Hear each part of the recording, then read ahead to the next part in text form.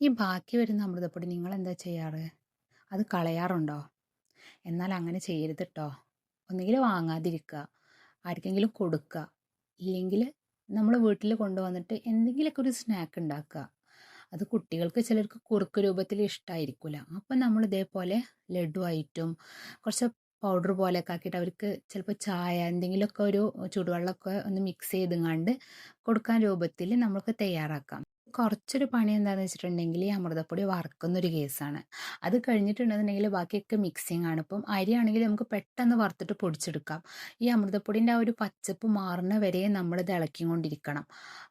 അതാണ് ഇതിലെ ഒരു ടാസ്ക് ആയിട്ട് എനിക്ക് തോന്നിയത്. പക്ഷെ അത് ചെയ്തിട്ടുണ്ടെങ്കിലും നമുക്ക് ഈ ഒരു നല്ലൊരു സ്നാക്ക് കിട്ടുമല്ലോ വൈകീട്ട് കഴിക്കാൻ വേണ്ടിയിട്ട്. കുട്ടികൾക്ക് കൊടുക്കാൻ പറ്റുക, നമുക്ക് കഴിക്കാം. ഞാനിവിടെ യൂസ് ചെയ്തിട്ടുള്ളത് കൊപ്രയാണ് ട്ടോ. അപ്പോൾ നിങ്ങൾക്ക് സാധാ തേങ്ങയാണെന്നുണ്ടെങ്കിലും കുഴപ്പമില്ല. കൊപ്രയാണ് ഞാൻ ചൂസ് ചെയ്തത്. അതൊന്ന് അരിഞ്ഞിട്ട് മിക്സിയിൽ ജാറിലിട്ടിട്ട് ഒന്ന് പൊടിച്ചെടുക്കുക. എന്നിട്ട് ഇത് മൂന്നും കൂടെ നന്നായിട്ടൊന്ന് മിക്സ് ചെയ്യുക. ഞാൻ കറുത്ത എള്ളാണ് ഇട്ടത്. നിങ്ങൾക്ക് കറുത്ത എള്ളോ വൈറ്റ് എള്ളോ നട്ട്സ് പൗഡറോ നമ്മുടെ അടുത്തുള്ള എല്ലാ ഇൻഗ്രീഡിയൻസും പൊടിച്ച് ചേർക്കാൻ പറ്റുന്നതൊക്കെ നമുക്ക് ഇതിലിടാം. കറുത്ത എള്ളും വൈറ്റ് എള്ളും ഒക്കെ ഉള്ളവർക്ക് ഇടാം ട്ടോ. അതൊക്കെ നമുക്ക് നല്ലതാണ്. എന്നിട്ട് ഞാൻ ഈ ലഡ്ഡു ആക്കാൻ വേണ്ടിയിട്ട് ഇതിലോട്ട് കുറച്ച് ശർക്കര ഉരുക്കിയിട്ടുള്ള പാനിയാണ് ട്ടോ ഒഴിച്ചിട്ടുള്ളത്. അതാകുമ്പോൾ നമുക്ക് നല്ലൊരു കൺസിസ്റ്റൻസിയിൽ ആ ഒരു ലഡ്ഡുവിനെ നമുക്ക് ആക്കിയെടുക്കാം. ഒന്നുകൂടി ടേസ്റ്റ് കുറച്ചുകൂടി മധുരം കൂടുന്നുണ്ട്. പിന്നെ ഞാനിതിന് ഒന്നും കൂടി ഞാൻ പറഞ്ഞല്ലോ കുറച്ച് നട്ട്സൊക്കെ ഒന്ന് ക്രഷ് ചെയ്ത്ങ്ങാണ്ട് ഞാൻ ഇട്ട് അതൊന്ന് കടിക്കാൻ വേണ്ടിയിട്ട്.